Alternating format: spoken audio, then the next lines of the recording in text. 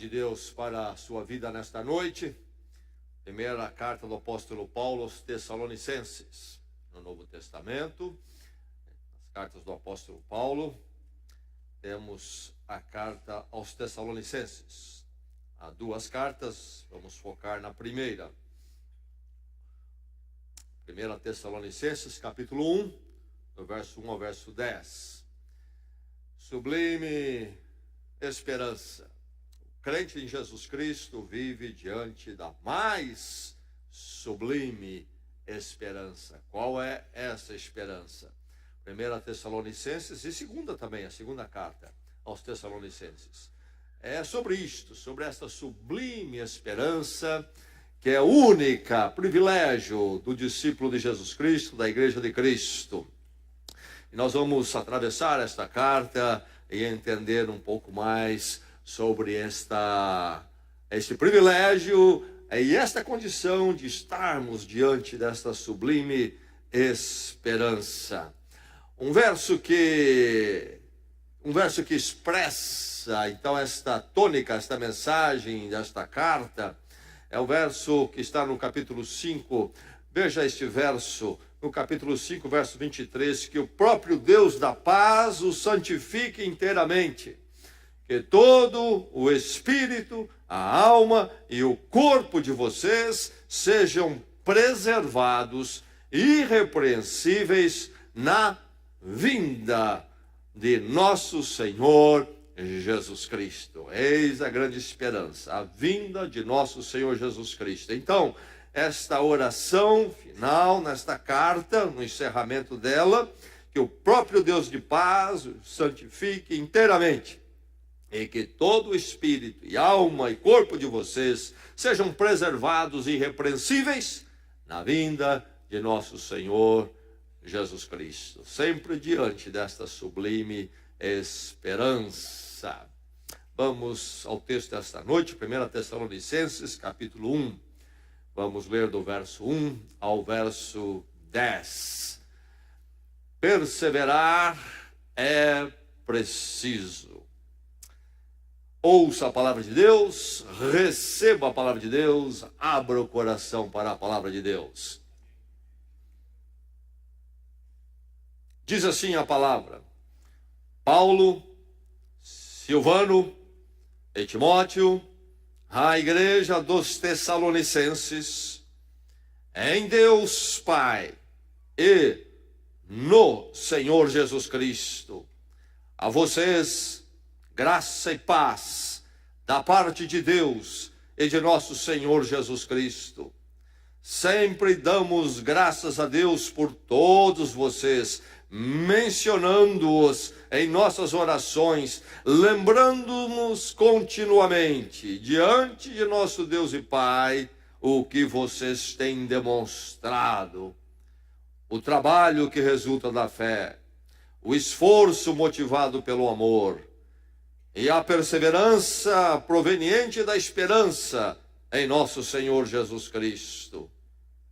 Sabemos, irmãos, amados de Deus, que Ele os escolheu, porque o nosso Evangelho não chegou a vocês somente em palavra, mas também em poder, no Espírito Santo e em plena convicção. Vocês sabem como procedemos entre vocês em seu favor. De fato, vocês se tornaram nossos imitadores e do Senhor, pois, apesar de muito sofrimento, receberam a palavra com alegria, que vem do Espírito Santo. Assim, tornaram-se modelo para todos os crentes que estão na Macedônia e na Acaia, porque, partindo de vocês, propagou-se a mensagem do Senhor na Macedônia e na Acaia. Não somente isso, mas também, por toda parte, tornou-se conhecida a fé que vocês têm em Deus. O resultado é que não temos necessidade de dizer mais nada sobre isso, pois eles mesmos relatam de que maneira vocês nos receberam e como se voltaram para Deus, deixando os ídolos, a fim de servir ao Deus vivo e verdadeiro, e esperar dos céus seu Filho, a quem ressuscitou dos mortos, Jesus, que nos livra da ira que há de vir. Até aí, esta é a palavra do Senhor. Todos nós desfrutamos do benefício, o mundo todo desfruta do benefício da lâmpada, a luz artificial, hoje já evoluindo para alguns tipos variados, mas tudo começa com um homem chamado Thomas Edison. Em 1879, é nos dito, em 22 de outubro, ele conseguiu fazer uma primeira lâmpada brilhar. Fenômeno, jamais conhecido pelo mundo até então. Isto mudou tudo, mudou nossa vida completamente. Um impacto semelhante ao que a internet está fazendo conosco, eu penso. Nossa vida mudou completamente a partir dessa descoberta, não é? Nossos hábitos, porque podemos produzir luz artificial, não vivemos mais na era pré-lâmpada, quando não havia essa luz, havia sim velas, etc., mas isso era uma luz muito fraca, escura, limitada. Hoje nós criamos ambientes semelhantes ao dia. E aí vamos até tarde, o ser humano vai até tarde, avança a noite, alguns atravessam a noite, etc. Enfim, grande revolução, mas nos dito que Thomas Edison, antes de conseguir fazer, naquele dia 22 de outubro de 1879, uma lâmpada brilhar pela primeira vez, nos dito que ele tentou pelo menos umas 2.000 vezes, e alguns dizem mais, outros tantos aí, milhares, mas pelo menos 2.000 vezes de tentativa, e não funcionava, 2.000 vezes. Sabe o que é isto? Finalmente um dia brilhou. O que podemos dizer sobre Thomas Edison? Bem, sobre o comportamento dele, aliás, ele foi inventor, que inventou muitas coisas, muitas, mas esta impactou mais o mundo. O que podemos dizer sobre ele, olhando essa experiência, é que ele foi um homem perseverante, não é verdade? Perseverante. Você desiste em quantas tentativas nas suas experiências de vida? Não ele. Milhares, até que chegou a primeira lâmpada vitoriosa. Perseverança, grande virtude, e é uma virtude que precisa fazer parte da vida do crente. E aí então, diante da palavra de Deus que nós lemos nesta noite, que é uma palavra que fala de perseverança, e muita perseverança. O apóstolo Paulo escreve aos Tessalonicenses, nesse primeiro capítulo, é uma carta endereçada àquela igreja na cidade de Tessalônica, e ele faz aqui o seu relato, inclusive em oração, em gratidão a Deus, pelo fato de que aqueles crentes, aquela igreja, tinha perseverado até aquela data. É isto, nesta introdução já permeado, junto com o conceito de perseverança, o conceito da sublime esperança. No verso 3 ele fala sobre a perseverança proveniente da esperança em nosso Senhor Jesus Cristo. E vai concluir o capítulo com ele dizendo no verso 10, esperar dos céus o seu Filho, a quem ele ressuscitou dos mortos, Jesus. Esperança e perseverança. É preciso então perseverar, e há razão para perseverarmos. Os tessalonicenses tinham perseverado. O apóstolo Paulo chega em Tessalônica, esta cidade, na Grécia atual,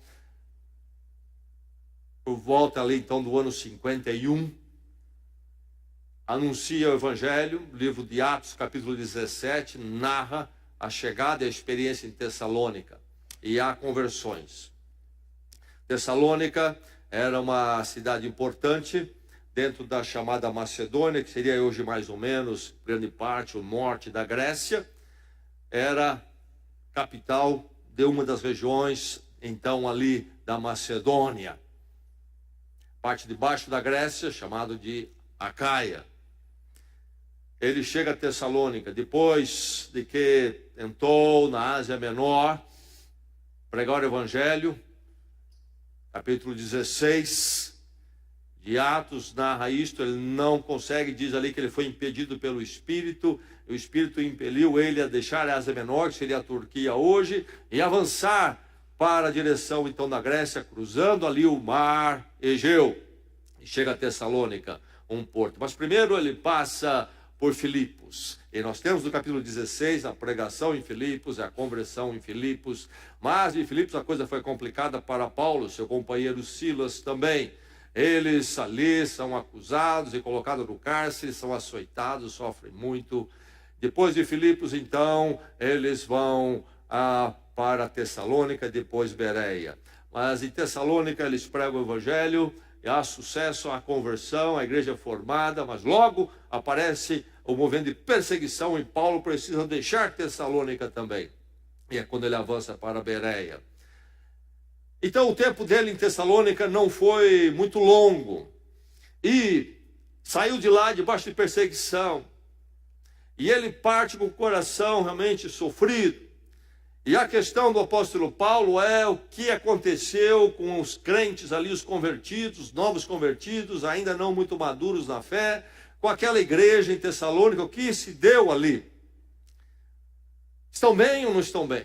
Estão firmes ou não estão firmes? E o apóstolo Paulo, então, envia depois Timóteo a Tessalônica para saber como é que eles estão.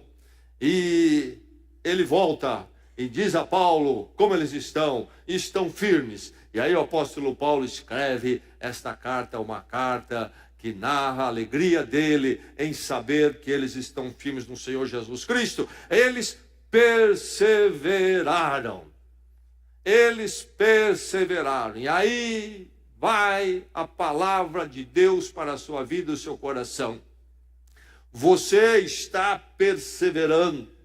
Você tem perseverado. Ou será que há aqui entre nós, alguns nesta noite, que já estão vacilantes?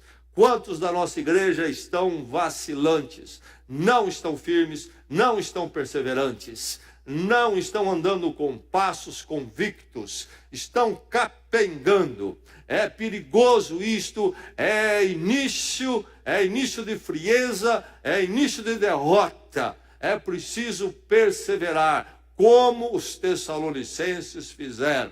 Você está perseverando, meu irmão, você está perseverando, minha irmã, no andar com Cristo, no andar com a igreja do Senhor, no andar na vida cristã, no testemunho, na verdade da palavra, na oração. Você está perseverando ou não? Como é que está? Como é que está a sua família? Como é que está o seu cônjuge? Está perseverando ou não? E a começar de você, como é que está? Será que a nossa igreja é uma igreja perseverante, como a igreja de Tessalônica? Esta é a exortação, é a orientação e é o encorajamento que vem para nós nesta noite, que podemos ouvir a palavra. Perseverança, não um dia, não dois, sempre, sempre, sempre, sempre. É triste ver quantos começam e não perseveram. É triste ver quantos são derrotados. É triste ver quantos que abrem espaço. É um pouquinho menos, e não percebem que com o diabo não se negocia um pouquinho menos. Porque ele nunca vai satisfazer com um pouquinho menos. Ele haverá de avançar e tomar conta da sua vida. E quando você perceber, você não persevera mais, você já abandonou, se tornou frio, indiferente, não tem prazer nas coisas do Senhor, não tem prazer na igreja do Senhor, não tem mais interesse na palavra de Deus, e o seu caminho está longe, longe do Senhor. Situação difícil, e que cria um coração muitas vezes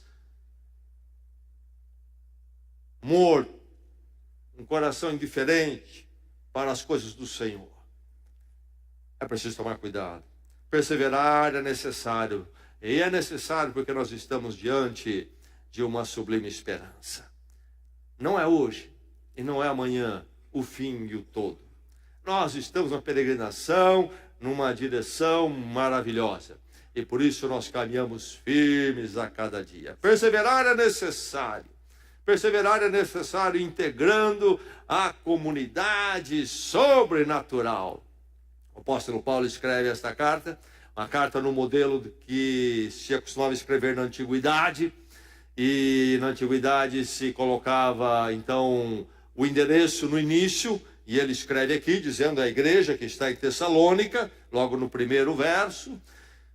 E depois, então, como era costume na antiguidade, ele dá o endereço, o remetente.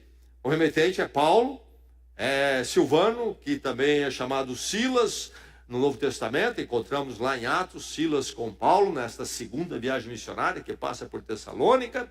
E também Timóteo, outro integrante da equipe do apóstolo Paulo. Os três estão juntos com ele, a carta é do apóstolo, mas ele inclui os dois ali no remetente. E então o apóstolo Paulo escreve à igreja em Tessalônica, e esta comunidade, nós vivemos dias onde se fala muito em comunidade, não é verdade? É o termo sociológico dos nossos dias, especialmente a partir da pós-modernidade e também do neomarxismo. Há uma ênfase muito grande em comunidade.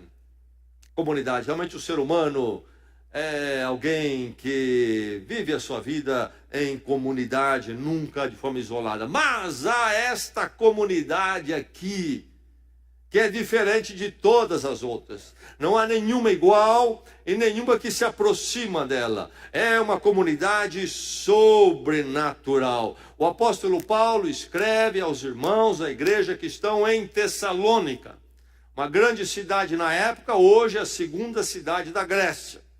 Grande cidade, bela cidade. Vale a pena visitar nos dias de hoje. E naqueles dias também era uma grande cidade. Tessalônica, um porto, um belo porto. Vocês estão em Tessalônica, endereço deles. A igreja é em Bragança, é nosso endereço. Moramos aqui nessas ruas, nos congregamos aqui. Somos a igreja local aqui. É um endereço que nós temos, assim como eles tinham endereço em Tessalônica. Mas há um outro endereço aqui. Eles tinham endereço duplo. A igreja que está em Deus Pai, em Deus Pai, e mais, no Senhor Jesus Cristo, a expressão aqui da Trindade, no, que nós sabemos muito bem, que é uma preposição, uma contração da preposição com o artigo o, não é? Então dá no, em o Senhor Jesus Cristo, em Deus, em o Senhor Jesus Cristo. A igreja estava em Tessalônica, mas ela estava também em Deus. A igreja de Jesus Cristo está em o mundo, mas ao mesmo tempo está em Deus, em o Senhor Jesus Cristo. Presta atenção que este endereço, que é único, é privilégio da igreja, a torna diferente de tudo mais, de qualquer comunidade. Nenhuma comunidade tem este segundo endereço. Um habitar numa esfera que transcende toda a mediocridade e finitude deste mundo. É uma comunidade sobrenatural. Veja o endereço. E pelo desígnio de Deus, porque o verso 4 diz, Ele os escolheu. É um projeto, é um plano de Deus que aquela igreja foi formada e que esta igreja é formada também. O desígnio que forma esta comunidade a torna sobrenatural. Ela é fruto de um desígnio de Deus, de um projeto de Deus, de uma iniciativa de Deus. Ele os escolheu. E mais, para que isso acontecesse, houve então uma intervenção totalmente diferente, não de uma liderança humana. O apóstolo Paulo pregou o evangelho, é verdade, lá para essa igreja nascer. Você recebeu a palavra talvez através desta igreja, ou de alguém mais, enfim, alguém foi usado.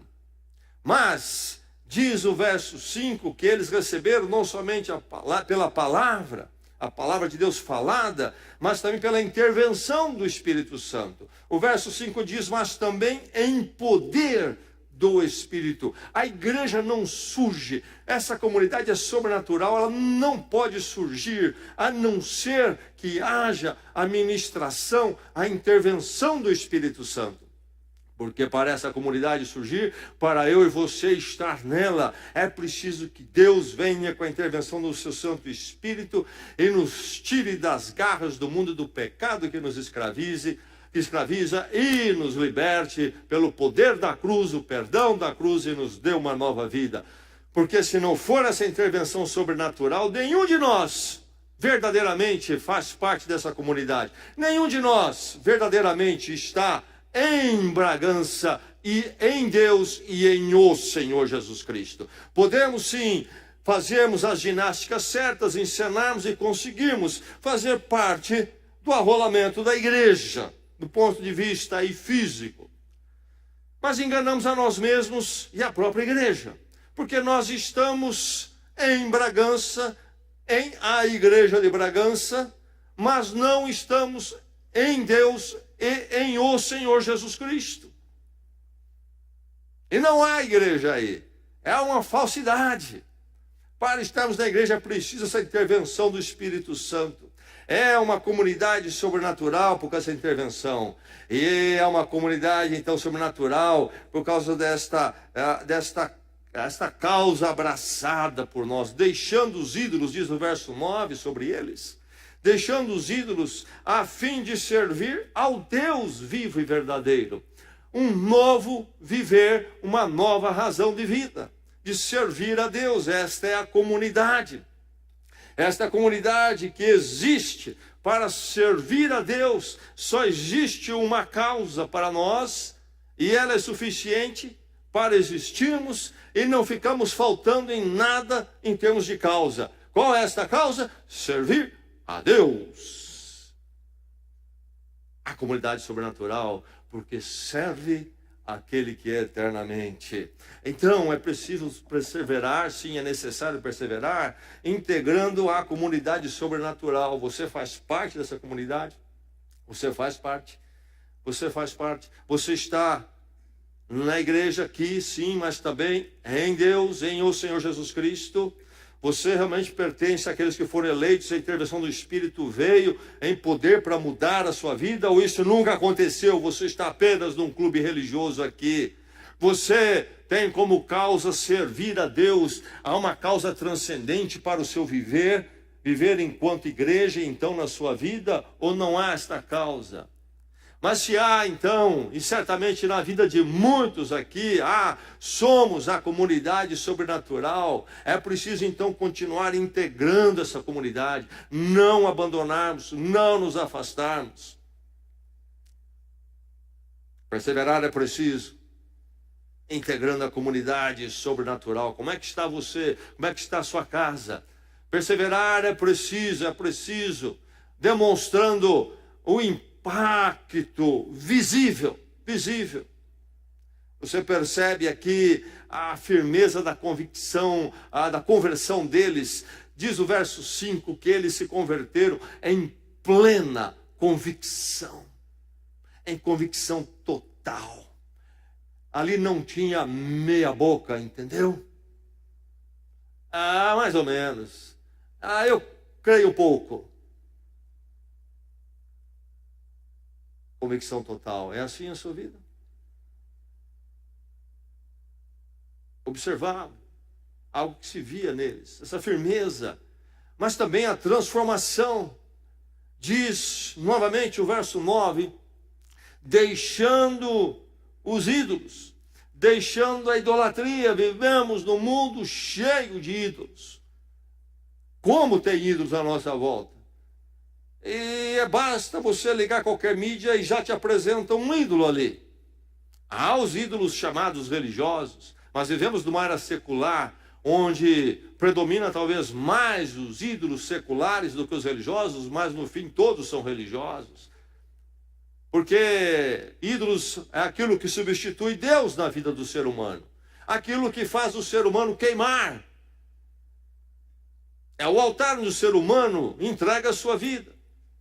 Alguns, então, é nessa esfera chamada religiosa, mas igualmente religioso na esfera secular. É o status, é a fama, é o dinheiro, é a posição, é a profissão, é o material, é o prazer, é o sexo. Há uma porção de coisas aí para o qual o ser humano vive, é o que move ele, é a balada, é o ser aceito pela turma. Há diversos ídolos que dominam o ser humano e o escravizam, ele vive para aquilo. Mas eles abandonaram os ídolos para servir um Deus vivo e verdadeiro. Que dia maravilhoso na vida deles. Foram transformados. Na antiguidade também era costume se começar a carta com algum tipo de oração. E como havia então todos os ídolos religiosos, quem escrevia a carta procurava identificar qual era o ídolo de culto da pessoa que recebia, para então citar isso ali, não é? Como um bom desejo para ele em relação àquele Deus, àquele ídolo, etc. E o apóstolo Paulo escreve a carta no mesmo modelo, mas para dizer: vocês não estão mais com ídolos, porque vocês estão com Deus vivo e verdadeiro agora. Transformação. Transformação. O que é que rege a sua vida? Quem é que você cultua? Quem é que você serve, meu irmão? Você e a sua casa. Esse impacto visível na firmeza, em plena convicção, na transformação e também no exemplo. Diz o verso 6 que eles se tornaram imitadores do apóstolo Paulo e certamente ali de Silas, ou Silvano e Timóteo. Se tornaram imitadores dele. Olharam para os crentes mais experientes e os crentes firmes, que têm um testemunho de fé, e disseram que eu quero ser igual a esse. Esse vai ser minha inspiração. Não olharam para o crente capenga e disseram: você é capenga igual a ele.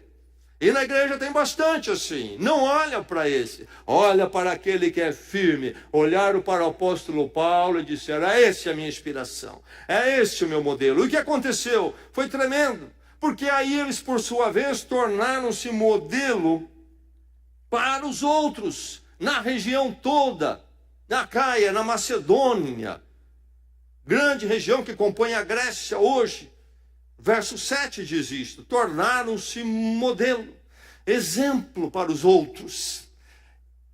Eles se tornaram imitadores, e a palavra no grego é a mesma de onde vem a mímica, na nossa língua em português. Viram, aprenderam pelo exemplo do apóstolo Paulo. E quando eles aprenderam, eles por sua vez agora se tornaram modelo para os outros. E a palavra aqui modelo é a mesma na língua no grego de onde vem a nossa palavra tipo. E a maior parte de vocês não sabe o que é que eu vou falar, não sabe nada do que eu vou falar aqui. Existiu uma época algo chamado máquina de escrever. E a máquina de escrever tinha tipos. A máquina que você apertava a tecla não tinha teclado eletrônico, era mecânico mesmo. Eu fiz o curso de datilografia. Muitos aqui fizeram também, eu sei. Tinha que tirar o diploma, senão não conseguia emprego. E para tirar o diploma, depois de meses de curso, tinha o exame final, tinha que bater não sei quantas vezes por minuto, quantas palavras. Punha o relógio lá. Se você não datilografasse no tempo, não ganhava o diploma. Meses para ficar bom naquilo ali. E a máquina então tinha aquelas hastes todas, numa semicircunferência distribuídas, e na pontinha tinha o formato da letra, cada uma letra do alfabeto. E aí então havia aquela fita com tinta que ficava em frente do papel ali num rolo dentro daquela máquina. E quando se apertava então a tecla A, o braço da letra A se movia da semicircunferência para ir ao ponto central. Todas elas iam para aquele ponto central se apertasse. E aí batia na fita, e a fita deixava a marca, não é? No papel. Letra A é o tipo. Bate, e a letra A fica ali. É o tipo. E você olha hoje o teclado do celular e do computador, e a mesma distribuição que se usou na máquina de escrever. E eu não entendo isso. Por que que não mudaram? Porque na máquina de escrever, por que que aquele teclado é daquele jeito? Ele não faz nenhum sentido, não tem nexo, não está em ordem alfabética. Por que que é assim? É porque na semicircunferência da máquina era a forma que funcionava para nenhuma letra cruzar com a outra. Mas essa necessidade não existe mais no eletrônico. Mas não trocaram. Por isso íamos para a escola memorizar aquele teclado e tínhamos que usar os 10 dedos. Nada desse negocinho assim. Eram os 10. Rapidamente. Mas aí o tipo. E agora vocês, diz o apóstolo Paulo, tornaram-se o tipo, o modelo, o exemplo na vida dos outros. Vocês estão impactando os outros. Vocês batem os outros, saem igual. Saem fazendo como vocês fazem. Aprende com vocês. Vocês são um tipo. Eles são um papel. Meu irmão, minha irmã, o impacto visível está acontecendo na sua vida, aqueles que estão à sua volta ou não. É você o tipo ou você não é? E aí esse testemunho maravilhoso. Tornou-se conhecida a fé que vocês têm. Tornou-se conhecida a fé que vocês têm. Extrapolou Tessalônica. Avançou para outras regiões. O apóstolo Paulo observou isso. Recebeu informações. A coisa espalhou. E ele diz aqui, tornou-se conhecida. E este verbo no original também é um verbo interessante, porque seria melhor traduzido na nossa língua por exemplo, ressoou. Porque a ideia era, o verbo era a ideia de um tocar, por exemplo, de trombeta. Não é uma coisa suave, é barulhento. O impacto foi muito grande. Tornou-se conhecida a fé de vocês, ressoou. Às vezes era usado esse verbo também para falar de uma série de trovões ao mesmo tempo. Bam, bam, bam, bam, bam. Assim foi a fé de vocês. Quando então há esse impacto visível que vem do Senhor em nossas vidas, as pessoas notam, e o testemunho nosso individualmente e da igreja chega às outras vidas, somos tipo. Somos aqueles que ressoamos como trovão. Meu irmão, minha irmã, perseverar é preciso, porque nós somos uma comunidade sobrenatural, a comunidade da grande esperança e da grande transformação, e que está neste mundo aqui, então, para impactar de forma visível. Minha fé é tão privada e particular que ela sumiu, ninguém vê. É invisível, desenvolvi uma vida cristã invisível. A Bíblia não conhece isso. A Bíblia não conhece isso. É preciso ser um impacto visível. Perseverança em ser este impacto. Eles perseveravam e a coisa avançou, ressoou em outros lugares. Que a nossa igreja possa ainda ter um impacto muito mais visível que é sentido aqui e muito além. Que o Senhor nos mova dessa letargia na vida de tantos e nos torne impactantes. O mundo está querendo ver uma igreja que impacte. Impacte com a mensagem do Evangelho. Não impacte com truques. Esse já tem muitos fazendo. Golpes de mídia. Não. Mas impacte com essa transformação. Realmente esses era o testemunho. Realmente esses, região da idolatria, dos muitos deuses, do politeísmo. E aí aquilo lá chamou atenção. Esse pessoal deixou os muitos deuses para servir ao Deus vivo e verdadeiro. Esse era o impacto. Era visível. E falavam, começavam a comentar sobre isto. É preciso perseverar, manifestando, demonstrando este impacto visível. E manifestando as obras concretas. Estes não eram crentes de uma crença teórica, abstrata. Não, a prática de vida, a ética deles era toda transformada pela convicção deles em Cristo. E aqui nós vamos encontrar o apóstolo Paulo no verso 2, mencionando então essas virtudes que são virtudes basilares da vida cristã. Quais são essas virtudes? Fé, amor e esperança. Fé, amor e esperança. Fé, amor e esperança. 1 Coríntios 13, por exemplo, o apóstolo Paulo canta sobre o amor. A igreja de Corinto, também na Grécia, era uma igreja problemática, muitas divisões. E divisões em cima de espiritualidades mal entendidas. E ele escreve aquela carta para corrigir tudo isto. E aí ele chega no capítulo 13, ele fala, vou mostrar a vocês um caminho mais excelente, um caminho melhor, um caminho superior. E aí ele começa a falar do amor no capítulo 13 todinho. Grande poema sobre o amor, mas é preciso entender o contexto. Mas ele termina aquele poema sobre o amor no capítulo 13, dizendo, agora permanece a fé, a esperança e o amor. Mas o maior de todos é o amor. Mas por enquanto, precisamos dos três. O amor é o maior de todos porque é o que há de permanecer na eternidade. Na eternidade a fé não será mais necessária. Na eternidade a esperança não será mais necessária porque o reino de Deus terá sido realizado em nossas vidas plenamente. Não aguardaremos mais, estaremos nele. Não precisaremos crer mais, estaremos em presença ou na presença do Senhor. Mas o amor haverá de continuar lá. Deus é amor, eternamente amor. Mas por enquanto nós precisamos da fé. E nós precisamos da esperança e do amor. E o apóstolo Paulo escreve e diz no verso 2, que ele diante do Senhor menciona o trabalho deles que resulta da fé. Trabalho que resulta da fé. Veja aí a origem, de onde vem.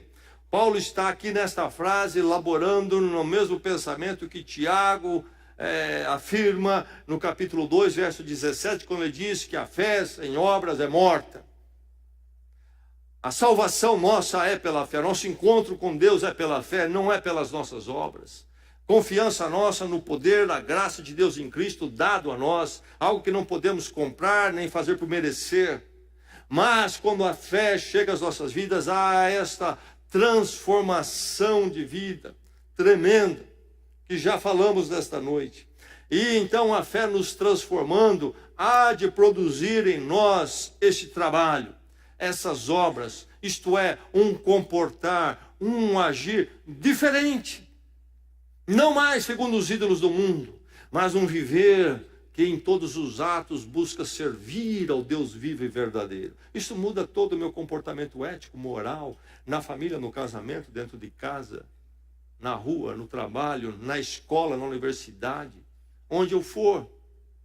Por quê? Porque em mim há o trabalho que resulta da fé. A fé está em mim e isto leva a minha vida a ser mudada na forma de comportar daquilo que eu faço. Não somente no sentido negativo, mas no sentido positivo. Não somente no sentido que eu deixo de fazer, não sirvo mais os ídolos e os desejos dos ídolos, mas eu sirvo a Deus. Então eu faço as coisas de um outro jeito, em um propósito novo.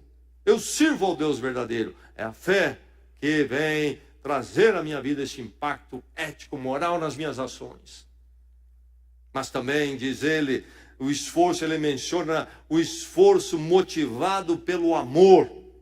O esforço motivado pelo amor. Ele está falando aqui daquele amor lá de 1 Coríntios 13, que é o reflexo do amor de Deus. Deus é amor, nos diz o apóstolo João. Os gregos trabalhavam com algumas palavras para o amor e tinham nuances e conotações diferentes. Nos nossos dias, a palavra de amor, no português, somente uma, e está muito desgastada. Na maior parte das vezes, quando se fala em amor, está se falando em algum tipo de manipulação sexual. E perdeu-se a ideia do amor e muito mais ainda perdeu-se a noção do amor segundo as Escrituras, aquele amor que é próprio de Deus. Qual é o amor próprio de Deus? Filipenses diz que, sendo Deus, o nosso Senhor Jesus se fez homem por nós. É esse amor que move o espírito de servir, de ser servo, inclusive com sacrifício. E lá diz, e veio para morrer a morte de cruz. É o amor que se expressa na atitude de servo, de servir.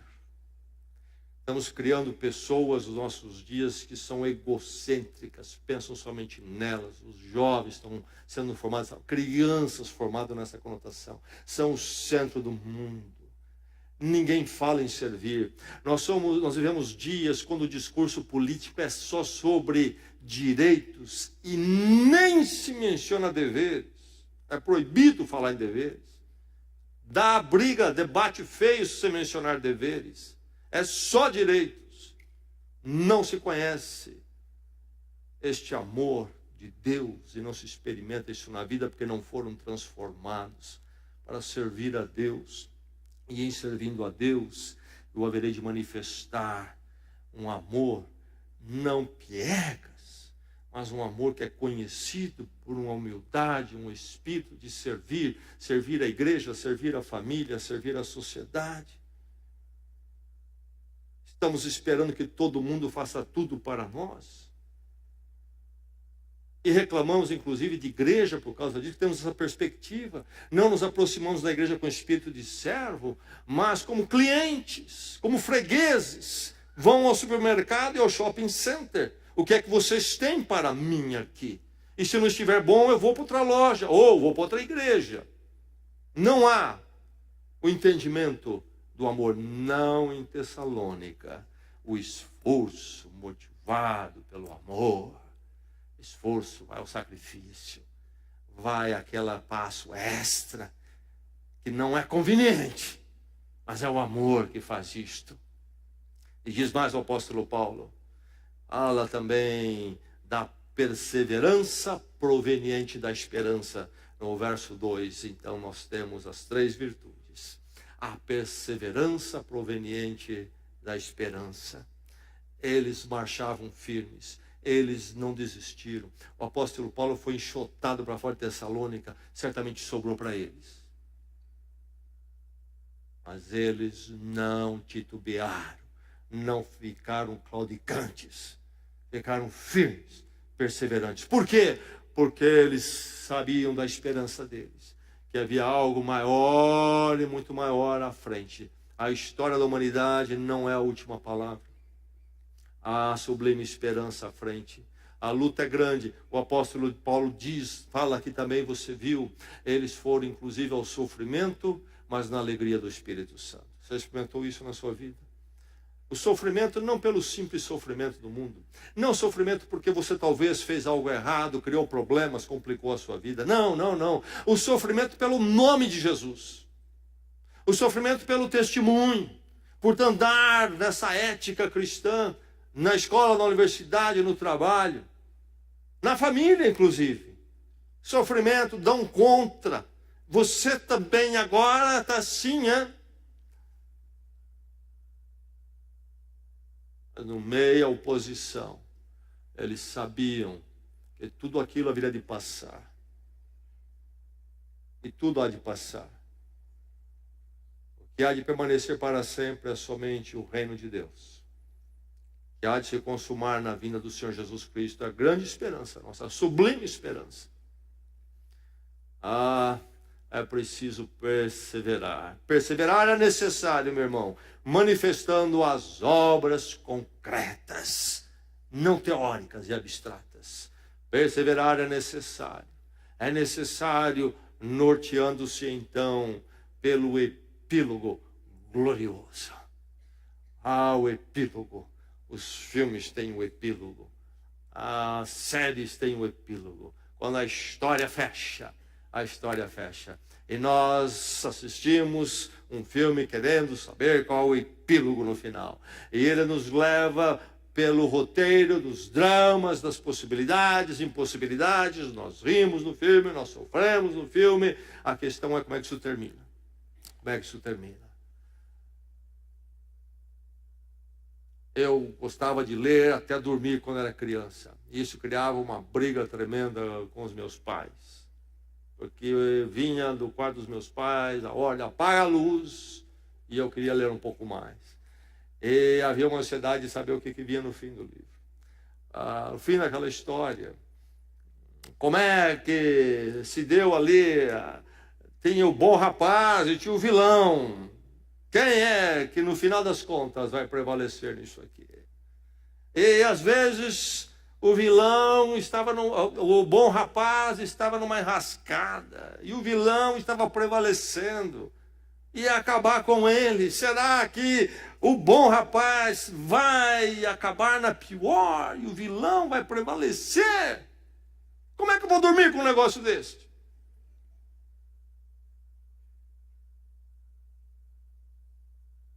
Só tinha um jeito para dormir. Quando meu pai falava a segunda vez, terceira, eu sabia que o negócio era sério. Só tinha um jeito de dormir. Era pular as páginas e ler a última. Os irmãos de Tessalônica leram a última página. E nós, a comunidade sobrenatural, conhecemos a última página.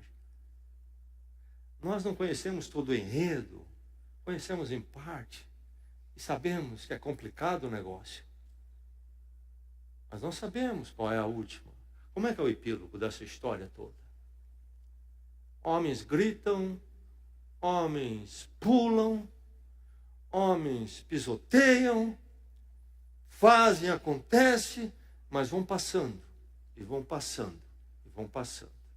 Onde estão aqueles que perseguiram nossos irmãos em Tessalônica? Onde? Eram poderosos na cidade, expulsaram Paulo de lá e Silas puseram para correr. Onde estão eles? Foram. Reinos se levantam e vão. Na arrogância o ser humano pensa que é para sempre. Não é. Tudo isso caminha debaixo do controle de Deus e Deus conduz para um fim glorioso. Glorioso. Diz ele que eles estão a esperar dos céus o Senhor Jesus.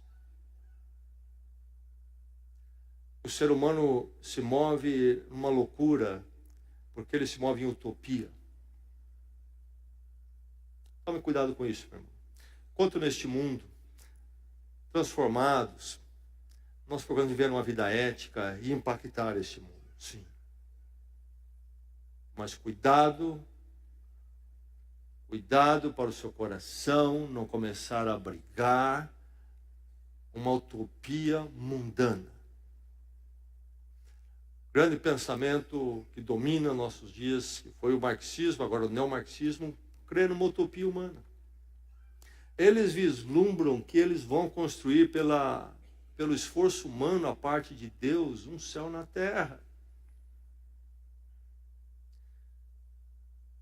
Há igrejas hoje que pregam algo tão distorcido que é uma utopia. Eles começam a dizer para as pessoas, e as pessoas começam a acreditar que através daquela igreja, e usa o nome de Jesus daqui, cita um pouco de Bíblia dali, e vão montando uns negócios absurdos, de que as pessoas vão encontrar uma utopia, uma condição perfeita, materialmente, em outras áreas, sem doença, sem nada, aqui, agora, neste mundo.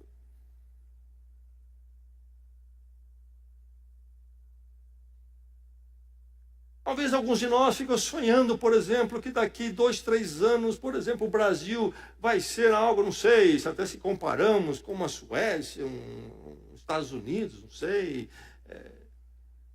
Não viva a vida com Deus, faça o seu melhor, não espere utopia humana, porque sua vida vai passar, você não vai ver essa utopia coisa nenhuma.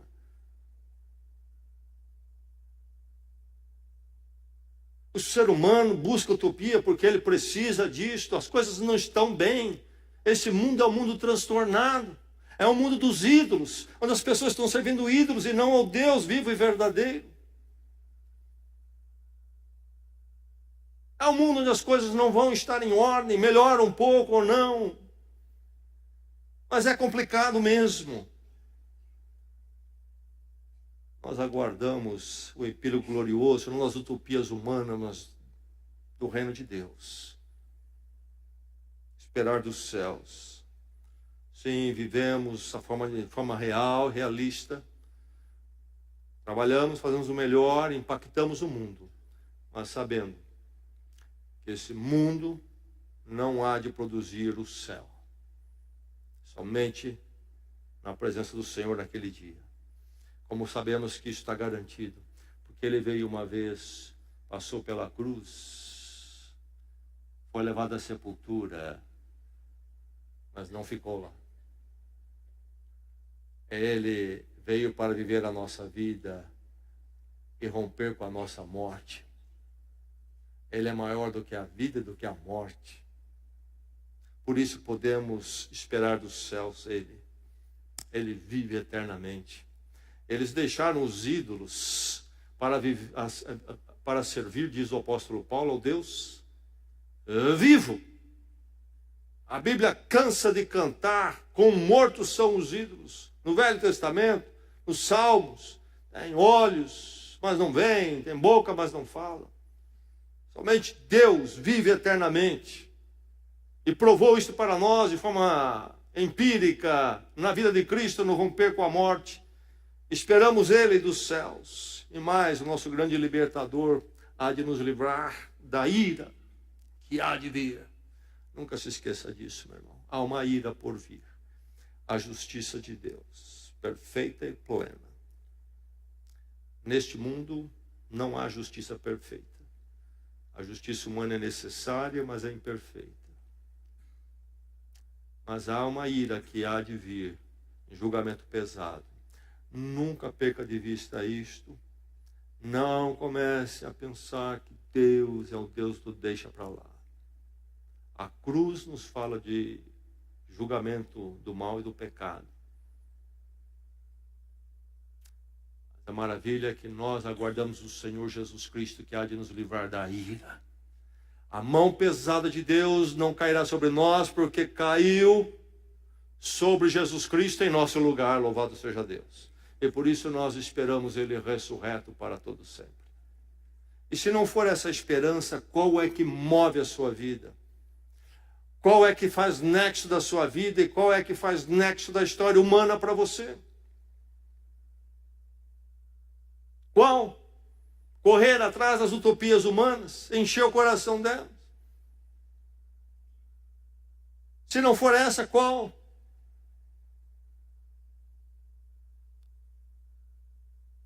Perseverar é preciso, é necessário. Norteando-se pelo epílogo glorioso. Como é que está a sua vida? Você está perseverando? A sua casa está perseverando? Está mais forte ou está mais fraco? Como é que está comparado com o ano passado? O passo é mais firme? A pegada é mais firme? Ou não? Como é que está a sua vida com Deus, com a igreja, com a palavra, com a oração, com o testemunho? Como é que está? Como é que está esta igreja? Que Deus nos move para sermos um povo que persevera com passos firmes. Há um hino antigo, nós não cantamos, mas que as igrejas cantaram no passado. E uma parte dele é uma oração, e uma parte dele então diz: muitos dos que corriam bem, já não mais contigo vão. Outros seguem, mas também frios, sem amor estão. O estribilho então dizia: vem, ó vem, Senhor Jesus, nossas almas despertar. O Senhor possa vir sobre a sua vida, sobre esta igreja, e despertar todos nós, e possamos ser achados perseverantes. Vamos orar.